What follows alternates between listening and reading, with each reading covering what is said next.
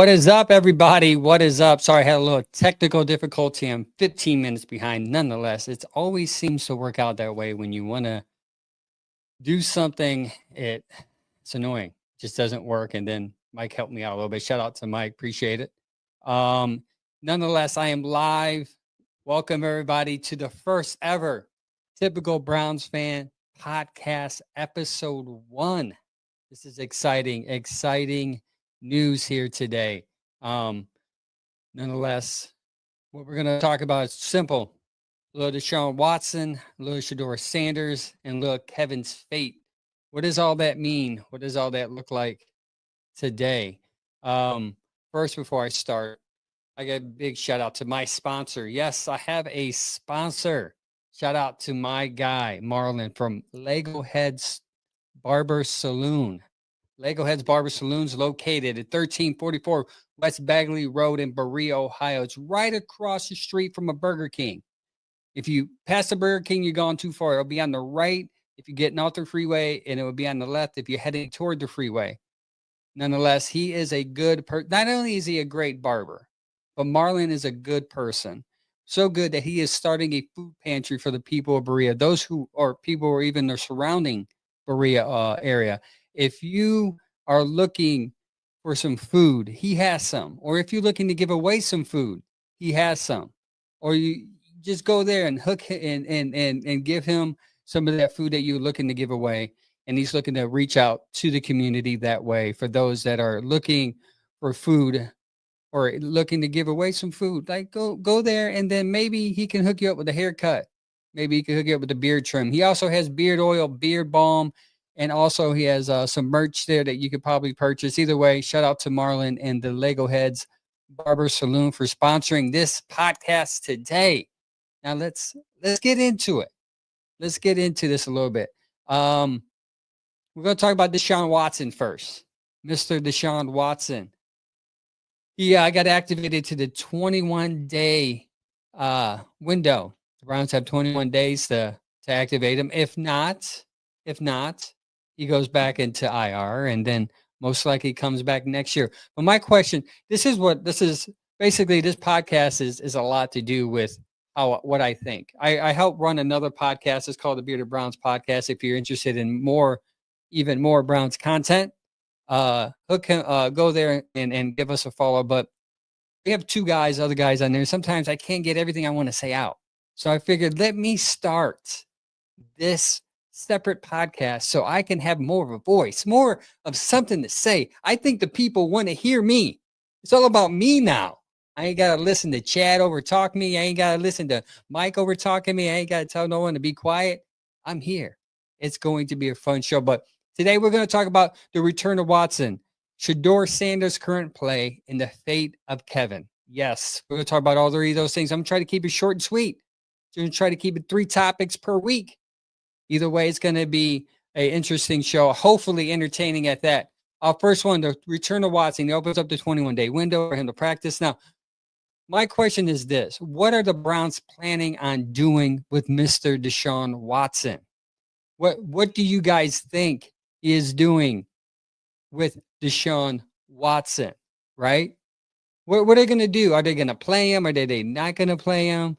It's going to be very interesting what they do here the next 3 weeks. But here's some of my theories. Are they going to run it back with Watson and start him next year and either have Dylan or Shedeur as a backup to develop them? One of them, right? I'm thinking that there's no way you're going to come with Watson, Dylan, Shedeur, and draft another quarterback. There's no way they can do that. Right? I know it's the Browns. They do some crazy stuff. I understand that. I get it. But what about this plan? Does this plan sound appealing to anybody? You bring back Watson and you develop either Shedeur or Dylan, which I think, they would tend to side with Shedeur unless you believe Dylan's girlfriend, and then you think it's Dylan, or fiance, then you think it's Dylan. So you run it back and you develop, and then and then here's the important part. Then if you do that, you can develop talent through the draft, because what you do is you put getting your quarterback on hold for at least one more year. And then you can get your receiver, your offensive lineman, more offensive linemen, more receivers, more offensive linemen, more receivers.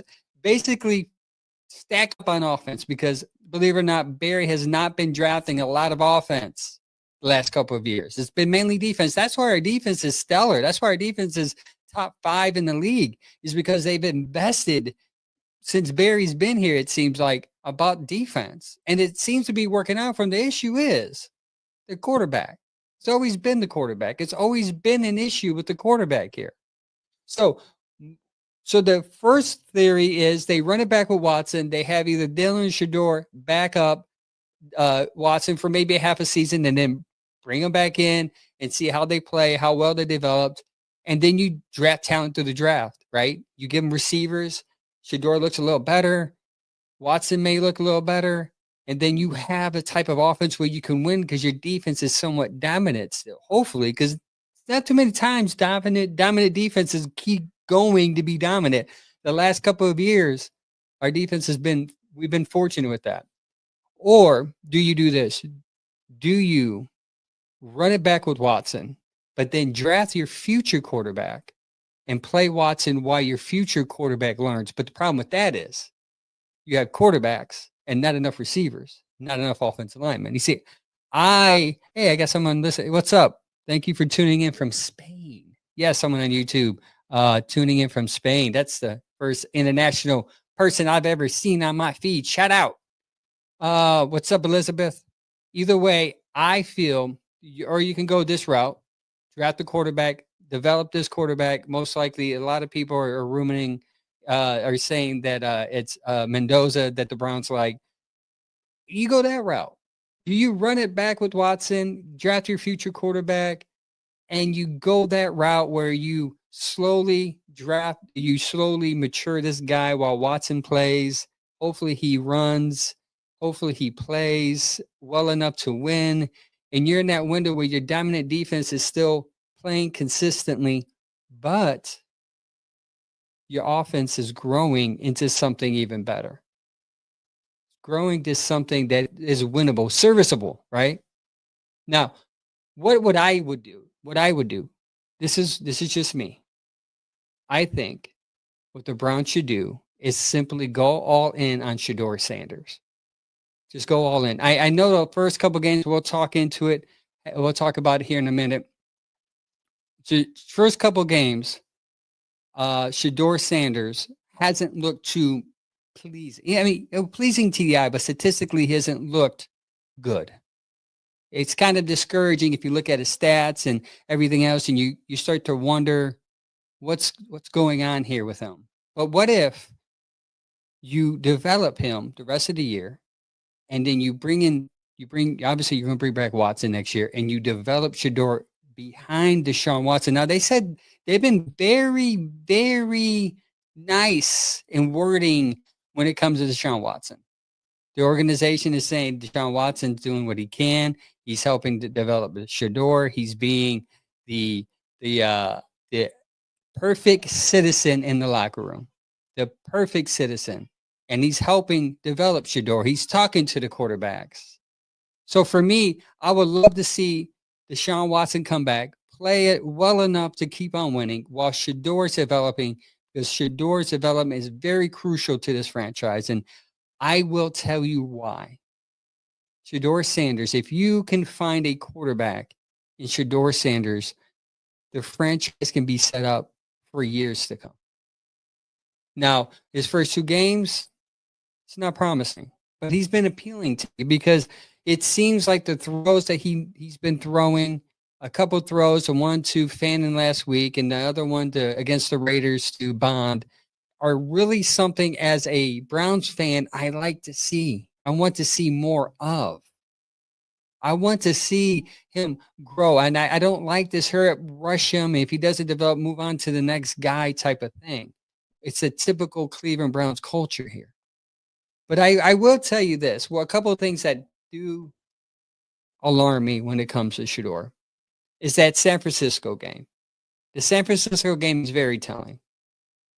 See, according to PFF, he held the ball for 3.5 seconds, which is very, very long for a quarterback to hold. Typically, quarterbacks hold the ball. They want to get the ball out in 2.5 seconds. I know Dylan was averaging 2.7 seconds, which is why the offense seemed to be faster when he was in there, though his passes were shorter, and obviously not accurate because obviously that's why he isn't starting. So he was holding the ball against the San Francisco 49ers for 3.5 seconds, and the result of that, the 49ers pass rush was able to generate a pass rush 37% of the time. Now that's what's you say, oh, so what, Angel? They develop a pass rush. That this is as far as when it comes to sacks and defense, a lower tier defense in the league. And they were generating enough pass rush to get 3 sacks and to mess with Shedeur's head. And it's not all, and my feed all week, I get people saying, what's the offensive line? The receivers aren't getting open. If you watch the all 22, and if you look at the statistics on PFF and other websites, they would tell you that this offensive line had the best grade this week against the San Francisco 49ers, meaning they gave Shedeur Sanders enough time to throw the ball. Shedeur just wasn't processing it enough. So they were able to generate 37% pressure rate, which was the second highest of the season. And by the way, they're doing it without Nick Bosa, who's their top pass rusher. And they only blitzed one time. They only purposely blitzed one time, and they still generated 37% pass rush against Shedeur because he's holding the ball a little too long. Now, it's concerning for me because he did this in college. Now, I know it's a second game. Angel, stop being hard on the kid. I'm just telling you what I see. I'm just telling you what I see and what's this discouraging for me. Now, what's encouraging is I feel like he does have a beautiful arm. He does seem to, once he sets and is patient, he does seem to have an accurate ball. But the problem is right now his feet are moving too much and he's thinking too much and he's not processing fast enough. That play to Jerry Jeudy where you threw over through his head, if you look at the all 22, it was a simple slant route. All he had to do was hit him. He had 3 opportunities to hit him. It's amazing to see once you see the tape. And I hope this is just a couple of things that are concerning. Also in this game, he had 4 turnover-worthy plays. 4 turnover-worthy plays. Dylan, that's what Dylan had in the beginning, the first 3 or 4 games with Dylan, he had no turnovers, but his turnover-worthy plays were like 10. And you just knew sooner or later somebody was going to pick him off, and they did. They did. They started picking him off at a rapid pace because they caught on to him. They caught on to his scheme and how he throws and his cadence and all the other football jargon. Right now, Shedeur Sanders on PFF is being graded as a better screen passer than anything. So he's hitting the screen pass very, very well, but he isn't hitting anything else well. So that's why in the San Francisco game, they opened up with the screen pass to get him comfortable. And then if you look at him in Buffalo, what was he so good at? Screen passes. What people will classify as checkdowns is what he's doing. Everything that we criticize Dylan for doing, he's doing. Outside of the Fannin play and the Bond play and against Vegas, Shedeur is just averaging 6.1 yards per attempt. Dylan Gabriel was averaging 5.4 or 5.1. There's not much difference there when it comes to throwing the ball downfield. Now another encouraging thing that came out this week, Shedeur acknowledges that his struggles are on him. He said, I have to learn to trust my receivers. I have to learn, it's a trust factor here. It's a patience thing. I have some flaws. I need to do this. I need to do that. He's aware that what he is doing. So as a fan who is a fan of Shedeur, I'm encouraged by that. See, the eye test encourages me. He throws a deep pass. So in 6 games, Dylan threw a deep pass 3 times in 6 games for 44 yards, a touchdown, and only 2 completions. Shedeur Sanders is 3 for 7 for 116 yards and a touchdown. That is what I want to see more of. He's good. He he has an arm. When I imagine him playing in Buffalo, I can see him fitting in Kevin's system. It's just something is just not connecting correctly between him and this. And maybe it's the speed of the NFL, which most even NFLers tell you the speed is totally different than college. Shedeur Sanders has, I mean, even when you see him throw the ball, you're like, man, this guy has it. But then you see him hold the ball and then take a sack, and then or he'll hold the ball and overthrow somebody, or you see him move his feet a little too much. Can he develop into a starter? What can what I feel he needs to do, what Shedeur needs to do, and a lot of people are going to poo-poo this. What I feel Shedeur needs to be right now is just a game manager. Just take whatever the defense gives you. If it's 5-yard passes, it's 5-yard passes. Just build your confidence with each game that way. Then eventually that downfield shot's going to open up. And by that time, you're comfortable with the receivers you say you're not comfortable with. You're building chemistry. And then boom, you can hit the big play.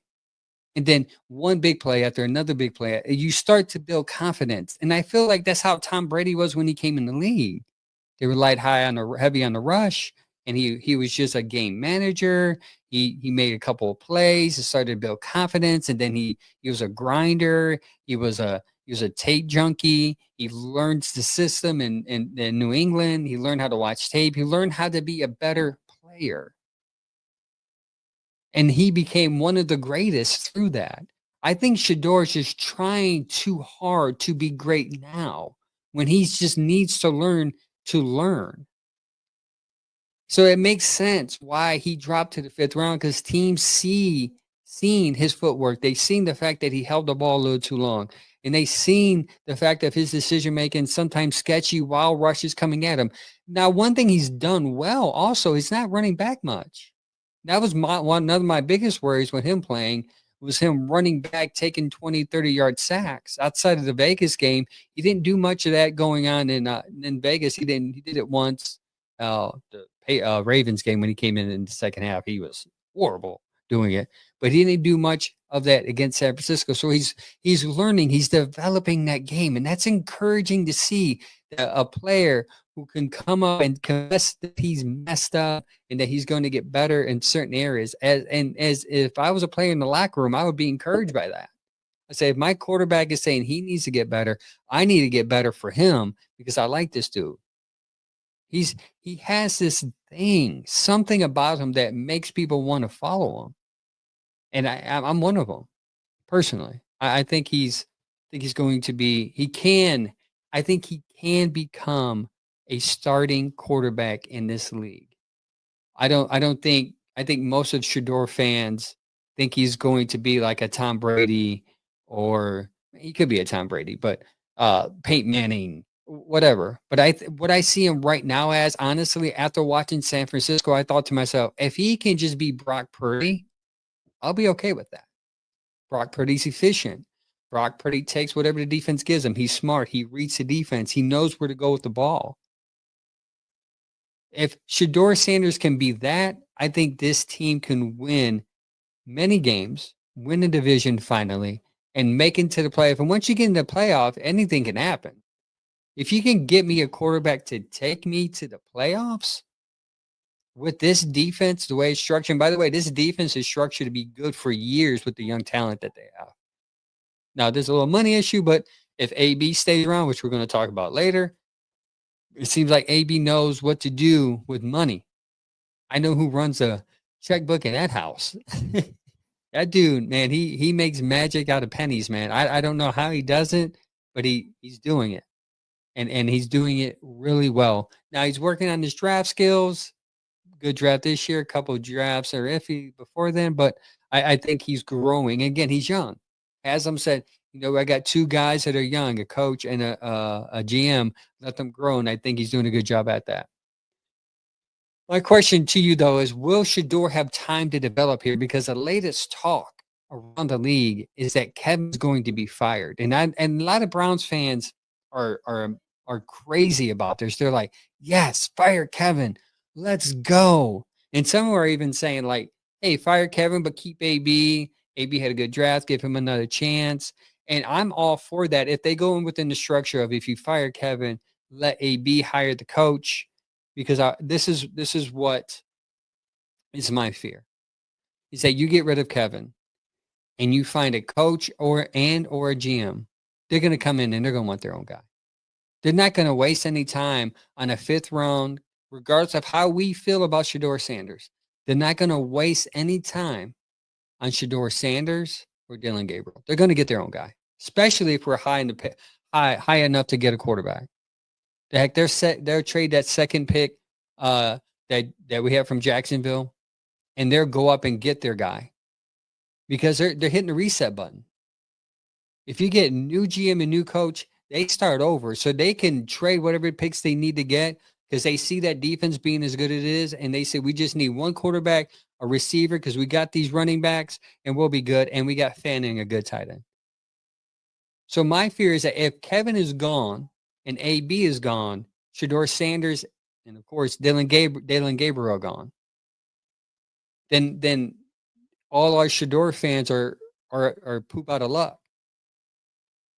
But if you keep AB and fire Kevin, AB can have a possibility of hiring a coach and say, hey, listen, because we all know AB believes in Shedeur. You saw the hugs after he won his first game in Vegas. You see him talking on the sideline during the Carolina game, tell him how good he did in the preseason. AB loves Shedeur. He favors him. Understandably so. There's talent there. So AB will have to find somebody who would want to invest in Shedeur and develop him. But if you get rid of Kevin and AB, that might not happen. They're definitely going a different route. The only way that Shedeur stays, in my opinion, is if Kevin stays. Because Kevin and Shedeur are working together right now. He's developing him. He already told everybody we do this hungry dogs thing where everyone comes in early and we hit the tape and we talk and we do all these things to develop these players. He's been doing that all season. So if you get rid of Kevin and AB, there's no way in heck Shedeur Sanders is going to be sticking around. No way. And that's for me as a Browns fan, that's what worries me, is that I get that Kevin has some struggles and I get his offense has sucked the last 2 years. But is it because that we don't have a quarterback that run an offense in which he wants to run it efficiently, consistently? That's my concern. Sometimes I talk myself in of having Kevin and out of wanting Kevin as my coach, because I can see some plus sides and I can talk myself into like, well, he really hasn't had a chance. I mean, the Deshaun Watson thing really screwed him up. And they really haven't drafted any talent on offense. You could see that during the special teams debacle. Like, their talent is depleted. But then I talk to myself, well, Sunday, that game was horrible. The offense is dead last every year the last couple of years. They're not generating any points. And this is the guy that supposedly is a mastermind behind this whole thing. It's concerning for sure. So if they go move on for Kevin, I totally get it and I understand. I actually think Kevin may land a job somewhere else and he may be successful. And we may be sitting here in 3 to 5 years saying, well, he was in our building. We had Kevin. We gave up on him. Now he's winning championships somewhere else. I mean, I often think of Andy Reid and how he never won the big one until he left and went to Kansas City and found the right quarterback and developed him to be the guy that they want. And the beautiful thing about Patty is now he's being developed into a different type of quarterback. He's adjusting because he's getting older. He can't do the things that he was once was doing when he was younger. Once you find that coach and quarterback companionship, man, it is crazy. And that's why Pittsburgh wants Tomlin out. Not because he isn't a good coach. Well, they don't think he's a good coach. I think he's a great coach. The only issue is they haven't drafted a quarterback since Ben Roethlisberger. He hasn't developed a quarterback since Ben Roethlisberger. McDermott is in Buffalo. Why? because he had developed a good quarterback in Josh Allen, and they win. Now there comes a time where you win too much and you don't win the big game, they're gonna have to move on from you. And that's where Tomlin is now, where you win games, but you don't win playoff games. You can track it back to the fact that there is no quarterback there. None. Have we I'm sorry, not we, because we're not in charge. Has the organization confidently enough give Kevin a good quarterback outside of Baker? They thought they did with Watson, but there's something that happened there where they just weren't clicking together. They thought they had something going there, but it didn't work out. Whether through injury or whether through chemistry or not liking each other, who knows?